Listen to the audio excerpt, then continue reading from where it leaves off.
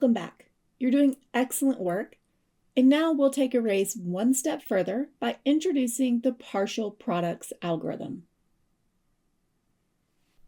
Let's start with 27 times 43.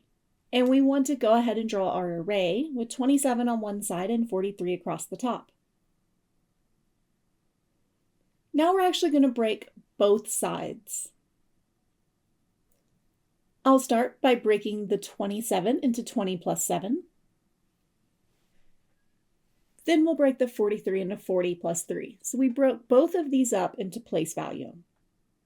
And this creates 4 smaller rectangles. Next, let's find the product of each rectangle. 20 times 40 is going to be 800. 20 times 3 is 60.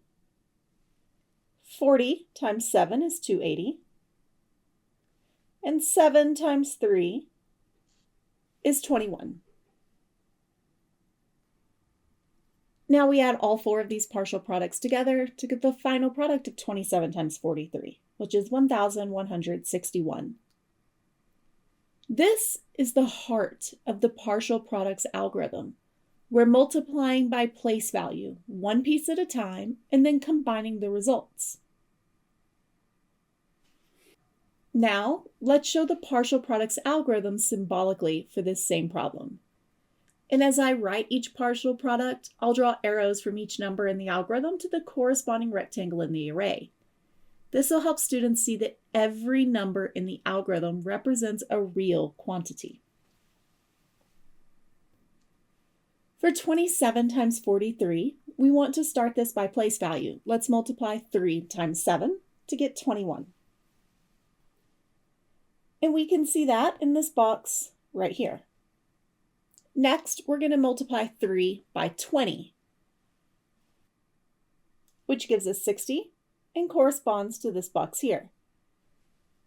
We've now multiplied everything in the first number by the 3, so we move to the 40. 40 times 7.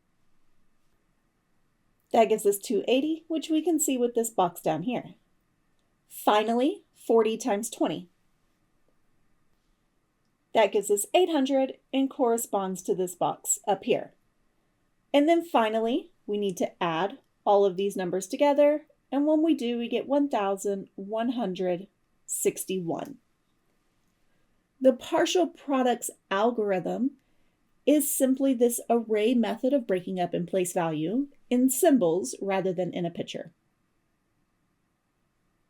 Let's repeat this process for 73 times 85.